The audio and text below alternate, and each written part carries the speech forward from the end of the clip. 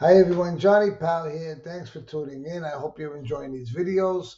Please feel free to like, share, comment below. If you're getting blessed by them or if you want to encourage somebody else, feel free to share them. Today I want to speak about a topic that we could all relate to. And that topic is anger issues, and more importantly, rage. Okay? Leighton Ford is a Canadian evangelist that worked with the Billy Graham Evangelistic Association and founded the Leighton Ford Ministries. He once said that the wars that rage within the world are a reflection of the wars that rage within people. And it's the truth. We all got wars that basically rage inside of us. We all have anger. We all have resentments. We all have all these things that if we're left to our own devices, they could consume us. And it shows in the way we deal with things. We're all hurting people in one way or another. And hurting people hurt people. Anger is an emotion, just like love is an emotion. And as with any emotion, it can be done in a healthy way or it can be done in an unhealthy way or a sinful way. The Apostle Paul writes to the church in Ephesus and says in Ephesians 4:26, "In your anger, do not sin. Do not let the sun go down while you are still angry." Paul writes and warns us about letting the sun go down on our anger, because if we allow to sleep on our anger issues, it's going to fester. It takes root in our heart. It builds up. And what happens is, as time goes by, we begin to justify our right to be angry. Our pride begins to kick in, and wanting to make amends or a resolution or whatever the case may be, it gets harder and harder because our pride kicks in. And eventually, if we allow ourselves to, we can become we can act out physically on our anger, and then our emotions get the best of us, and we end up sinning against God, whether it's in a fight, cursing someone, or whatever the case may be. When it comes to anger issues, I think a lot about my father, because my father had a lot of resentments because of the cards that life dealt him. I don't know too much about him because my parents divorced when I was 3. But from what I've learned from his sisters, my aunts, and from things my mother told me and from what other people have told me, I found out that he was the youngest of 4 children. He had 3 older sisters. His father died when he was 2 years old, so he was basically living in a house with 4 women, and he had no positive male role model to really help him to grow and to build his confidence. And as a result, he grew up with a lot of rejection issues and a lot of resentments, and he would push people away from him. I remember my mother would tell me that when my grandmother was sick, when her mother was sick, they lived in Long Island, he would want to go to Brooklyn. She would want to go to Brooklyn to see her mother, and he didn't like her being away. He always wanted her by his side. Um, he had literally telltale signs of codependency issues, and it showed by the way he responded and the way he dealt with life. And I spoke a few weeks ago about band-aids and how we use things to cover up. My my father used a lot of band-aids to cover up his feelings, and he basically drowned his issues with alcohol. And that alcohol caused him to lose relationship in 2 marriages. And I got an older brother, a half brother. He lost relationship with 2 of his sons because of the way he dealt with things. Now, as a result of my father's anger, he would quickly, especially when he drank, it would turn to rage. And that rage, he would punch holes in the walls, fist fights with my uncles. My mother's brothers would have fights with him. My mother would call the cops. He would fight with the police in front of the house. Basically, from stories that I've heard, my father had more lives than 9 cats put together, because it's amazing how he never got into a tangle with the wrong person and ended up, in a bad position. When anger is not controlled, it can erupt like a volcano. Nobody within that person's path is safe from when that fury happens. And that's what happens. We explode. My wife says sometimes if I get angry, I'm getting a King Kong. I just blow up sometimes. We're human. We're all going to have situations where we're going to get angry. It's the way, like I says, we deal with it.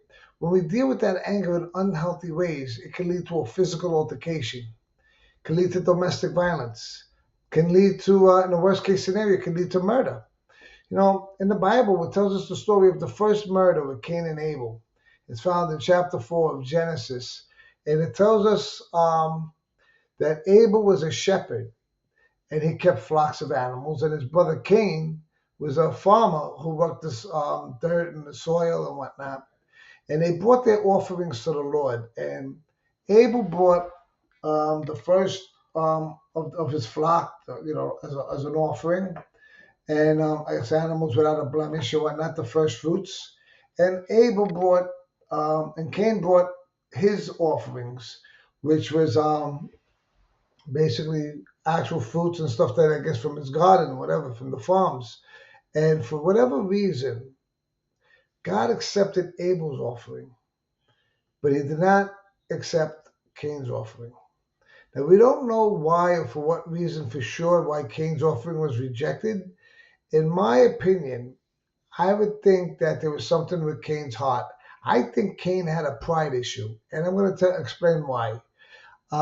Cain may have felt old, as he was older than Abel, superior to his brother, and the fact that his brother was accepted and he wasn't, he couldn't deal with it. And he just, instead of acknowledging whatever he may have done wrong, he just got angrier and angrier. And the Lord spoke to him about that. And it says in Genesis chapter 4, verse 6 and 7, the Lord said to Cain, "Why are you angry? Why is your face so downcast? If you do what is right, will you not be accepted? But if you do not do what is right, sin is crouching at your door and it desires to have you. You must rule over it. You must master that sin. Sin is crouching at your door. In other words, your temper and your anger is building up inside of you, and you're getting ready to do something you're not supposed to or shouldn't do. That's why Paul says, in your anger, do not sin. And if we allow it to fester, this is what's going to happen. Cain needed to humble himself to the Lord because God told him, you know what you have to do. Just do it and you'll be accepted. But for some reason, he would not humble himself to do what he knew the Lord wanted him to do. And as a result, it says in verse 8 of Genesis 4, Cain said to his brother Abel, let's go out to the field. While they were in the field, Cain attacked his brother Abel and killed him. He allowed that consummation of anger to build up so much that from his heart to his mind to his actions, he literally killed his brother. Jesus knows that when we get angry, it's an emotion, and we're all going to struggle with this from time to time. And he spoke about it in the Sermon of the Mount. And it says in Matthew chapter 5, verse 21, when it comes to anger, you have heard that it was said to the people long ago, you shall not murder, and any one of you who murders will be subject to judgment. But I tell you that anyone who is angry with a brother or a sister will be subject to judgment. Again, anyone who says to his brother or sister, Raka, which was a curse, is answerable to the court. And anyone who says, you fool, will be in dangers of the fires of hell.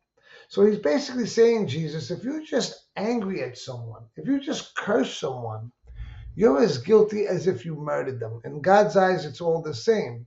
And this is because everything that we do starts from our heart. So if I curse somebody or I don't like somebody in my heart and in my mind, and I'm wishing them bad things, as far as my heart and mind is concerned, the act was already done. And it's only a matter of time before that act that starts in my mind, that's conceived in my mind, can become acted out with Cain, like with Cain and Abel. It could become a physical action. If we do not control the anger while it's in our hearts, it's going to, like I said, it's going to manifest in our words. And let me tell you something, words can be more deadly than bullets. They can hurt more than bullets. They say, there's an Italian saying that the tongue has no bones, but it's strong enough to break a bone. That's because words hurt. And we need to ask God to give us freedom from our rage. And the way we go about that is by following these steps.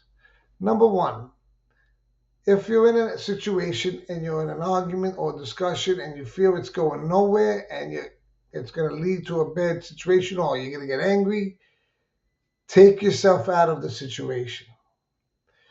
2 Timothy 2:23 says, don't have anything to do with foolish and stupid arguments, because you know they produce quarrels. And the Lord's servant must not be quarrelsome, but must be kind to everyone, able to teach and not resentful.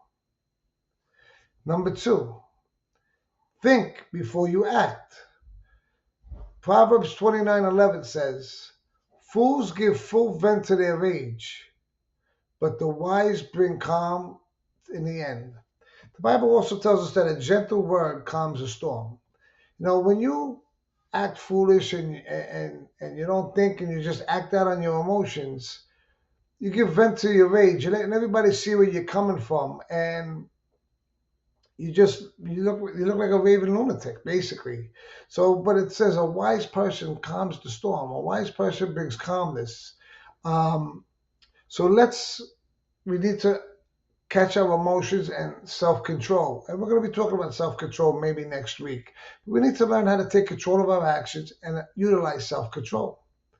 Number 3, call a friend if need be. You know, it says in Proverbs 12:15, the way of a fool is right in his own eyes, but a wise man listens to advice. Maybe what you're arguing about, you literally are in the wrong, or you're misinformed, or whatever the case may be. But in your eyes, you're convinced that you're right. Bring a third party into it. You know, look for a voice of reason. Say, listen, I think this one thinks that. What do you think? And if they tell you that you're wrong or they don't agree with you, listen to their reasoning. You know, it's not an insult. It's about taking advice and learning from other people. We're all here to sharpen each other. You know, we don't all have to know everything. You know, learning, being humble and allowing ourselves to learn and to listen to people and to heed good advice is actually wisdom. And finally, pray for strength. Prayer is the most powerful tool that we have when it comes to overcoming our vices and becoming the person that God created us to be. Prayer is the most um, positive, strengthful way that we can gain strength when we're angry so that we can overcome the anger by asking God to help us to overcome those emotions. Because if you don't overcome and destroy those emotions eventually going to destroy you. We're going to become consumed by them. And just like Cain with Abel, we could end up doing something that we may regret for the rest of our lives. You know, we all have these situations where we become angry at times, maybe enraged. We're all human beings and we're going to fall from time to time. We're guilty of being human. But as we apply these steps to our lives, they will help us to not only overcome our anger issues and our rage issues, but help us to reach our full potential in Christ. Thanks for tuning in.